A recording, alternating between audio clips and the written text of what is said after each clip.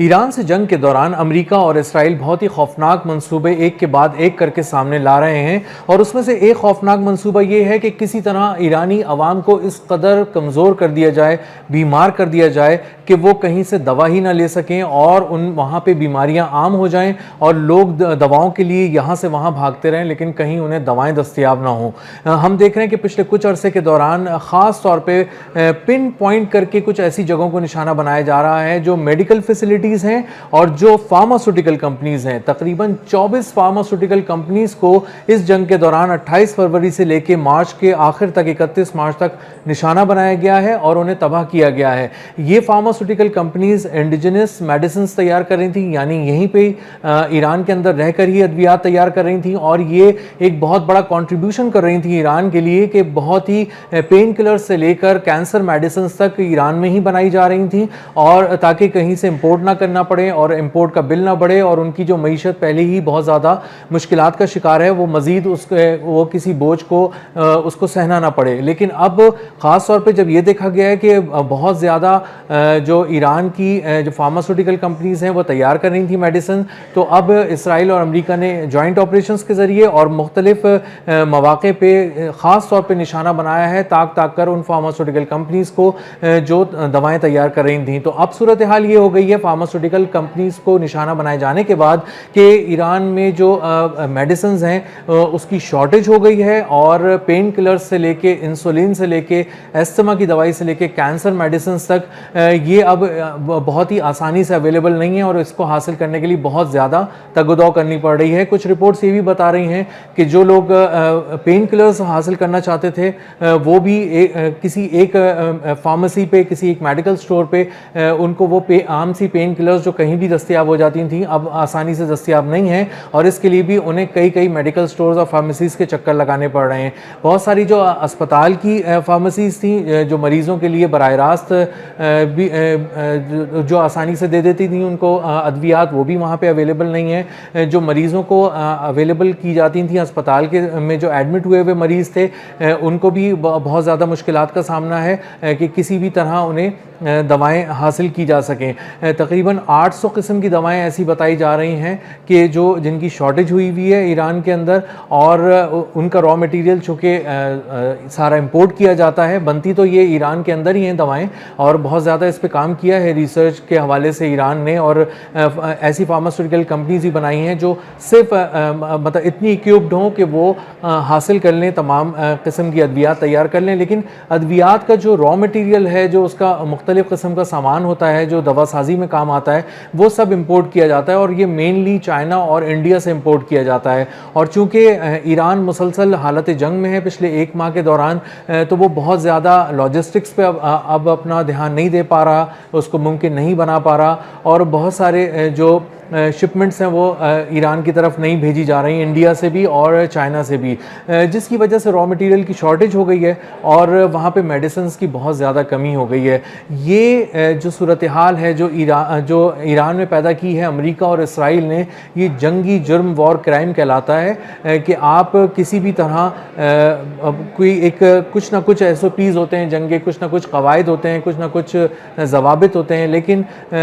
جو امریکہ ہے وہ اس نے تمام ضوابط کو بالائے طاق رکھ دیا ہے، ہر حد کو عبور کر گیا ہے، اور اب خاص طور پہ عوام کو، جو سویلینز ہیں، جو نہتے ہیں، بے گناہ ہیں، ان کو تکلیف پہنچانا، ان کو درد پہنچانے کی کوشش کی جا رہی ہے، اس طرح کہ ان کو ادویات ہی دستیاب نہ ہوں، اور جو خاص طور پہ کینسر میڈیسنز اور انسولین جو روزانہ کی بنیاد پہ جو مریضوں کی ضرورت ہوتی ہے وہی دستیاب نہیں ہے۔ 800 قسم کی ادویات کی شارٹیج ہونے کی وجہ سے ایک وسیع رینج کے اندر جو ہے وہ پرابلم ہو رہی ہے مریضوں کو، اور پھر کلائمیٹ چینج کی وجہ سے اور جو مستقل ایک جنگ کی وجہ سے جو ماحول بن جاتا ہے، بارود ہوتا ہے فضاؤں میں، مختلف گیسز ہوتی ہیں فضا میں، آلودگی بہت زیادہ بڑھ جاتی ہے، استھما کے کیسز بڑھ جاتے ہیں، اس کے علاوہ سانس سے جڑی بہت ساری بیماریاں جنم لیتی ہیں، بچوں میں بہت زیادہ ڈیزیزز پھیل جاتے ہیں، بڑی عمر کے افراد میں بہت زیادہ ڈیزیزز پھیل جاتے ہیں، تو اس وجہ سے لوگ بہت زیادہ مزید بیمار ہو رہے ہیں۔ اور اب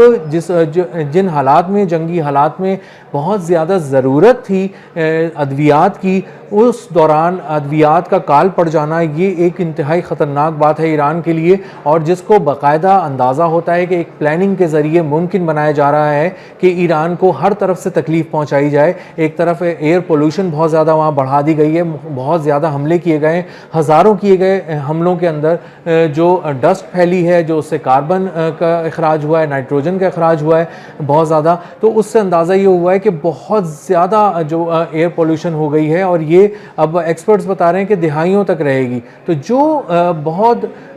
پریسائز اٹیکس کیے گئے ہیں امریکہ کی جانب سے، اسرائیل کی جانب سے، اس سے اندازہ ہوا ہے کہ کس قدر وہ چوٹ پہنچانا چاہتے ہیں ایرانی عوام کو۔ اب امپورٹ بھی نہیں کی جا سکتی دوائیں، کیونکہ ایران جو ہے وہ مسلسل جنگ کی حالت میں ہے، اور وہاں پہ بالکل کسی طرح سے پورٹ کی ایکٹیویٹیز جو ہیں وہ بہت زیادہ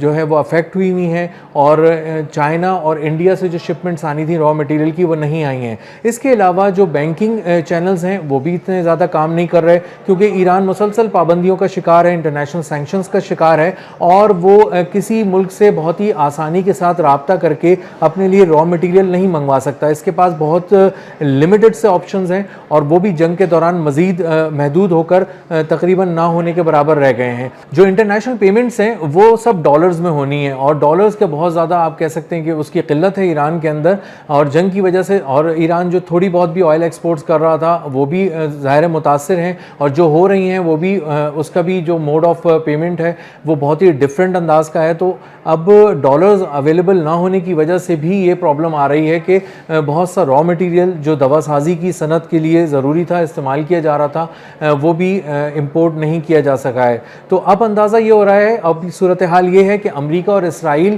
کئی ایک زاویے سے وار کر رہے ہیں ایران پر، اس کو کمزور کرنے کی کوشش کر رہے ہیں، کیونکہ اس کا عزم